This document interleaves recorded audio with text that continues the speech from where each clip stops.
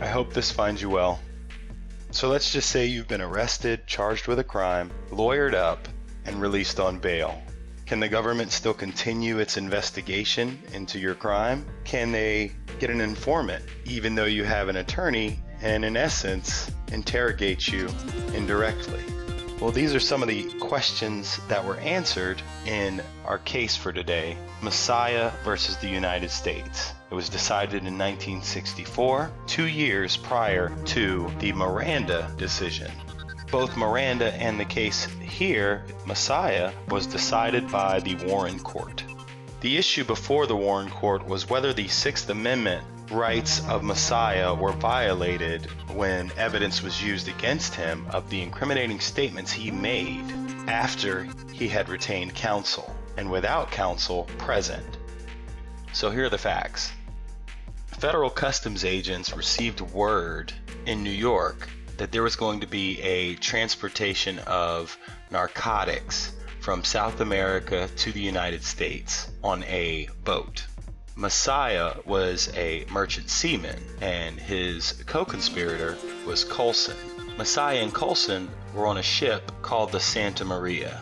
Once the Santa Maria arrived in New York, the customs agents boarded the vessel, and what they found was 5 packages of cocaine totaling 3.5 pounds. Both Messiah and Colson were indicted for the federal narcotics offenses. Messiah, it's important to note, actually got an attorney to represent him. Both pled not guilty and both were released on bail. But unbeknownst to Messiah, Colson, shortly after they were released on bail, decided to work with government agents. And what the government agents did was they placed a radio transmitter under the seat of Colson's car.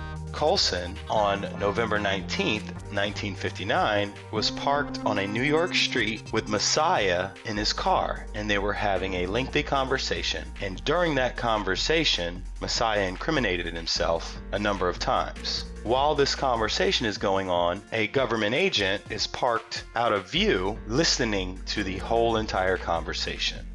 At Messiah's trial, the incriminating statements he made over the radio were used at his trial and, of course, played a part in his conviction. So the court had to answer this question of whether the Sixth Amendment was actually violated because the government agents weren't actually questioning Messiah after he had an attorney. Instead, they were doing it somewhat indirectly.